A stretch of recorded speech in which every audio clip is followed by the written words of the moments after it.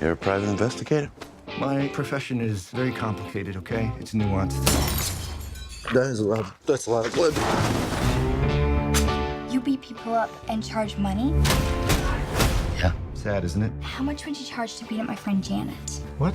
How much you got? $30? That's good. This conversation is over. All right, guys, welcome back to Critic and Fan, and we are here because we are watching the movie right now of The Nice Guys, starring Russell Crowe and Ryan Gosling, and it's directed by Shane Black. And it basically is these two guys that are basically private eyes.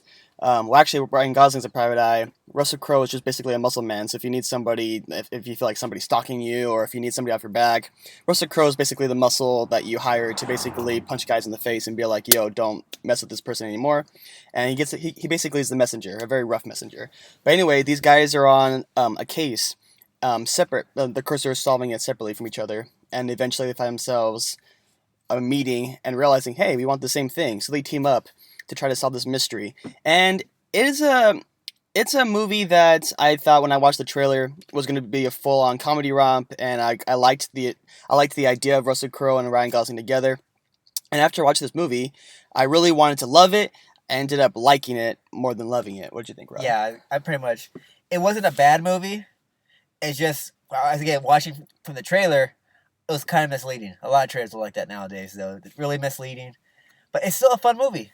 Yeah, it's a lot of fun, and it is a comedy movie, and it's kind of like a buddy comedy movie, or sorry, a buddy cop movie, even though they're not really cops. But it's set in 1970s Los Angeles, and there are jokes and everything that are in the movie, but I feel like the best jokes were used probably the most in the trailers. Yeah. So like the best material is probably used in the trailers already, but there were some good moments in the movie that obviously me and him did enjoy, but the story was okay. The dialogue I thought was pretty good. Russell Crowe and Ryan Gosling, I thought they had good chemistry together, and I thought that their banter back and forth was good. I just didn't feel that the story itself was that great, and I feel that Ryan Gosling, Russell Crowe's pairing was the main reason why this movie was good, or better than what it actually is. Yeah, because they were cool together, but that movie, I think, lacked like a lot of things. Like, a lot of things happen, just randomly happened. Like, it was weird how things happened. It worked out always in their favor. Okay, I don't know how I'm gonna say this. Well, it's just that a lot of things, because they're private eyes, so Yeah. you expect them to actually, be like, super sleuths and try to figure things out. And they do find out certain things, but there's some things that are like big major plot points Yeah. that are literally falling into their lap. And I thought that was kind of lazy writing.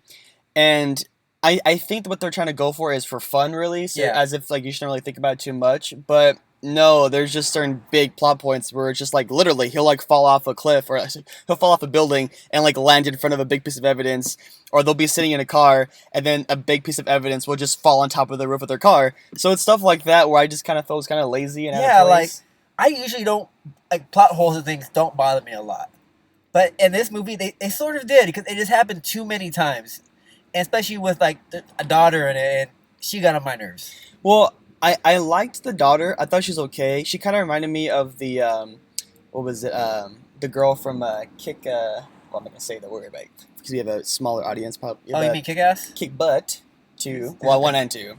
I don't know what her age demographic is watching this. Anyway, but the point is that she kind of reminds me of that same character where she is kind of, even though she's young, she wants to be, on the field and helping her dad, Ryan Gosling, solve this case. But I just feel that she was very unrealistic, because whereas the other girl was Trained.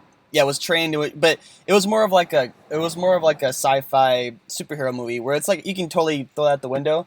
With this movie, since it's like a grounded real life, movie, I just felt that she handled certain situations that a little 13, 14-year-old girl wouldn't have. Like, she's always on top of everything, and she's very smart, and I'm not taking away from that at all.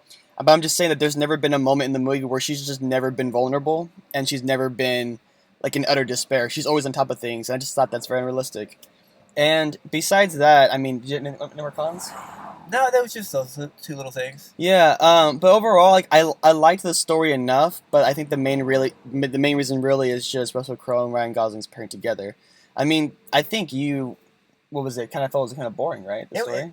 The story was a little boring. The two together were fun.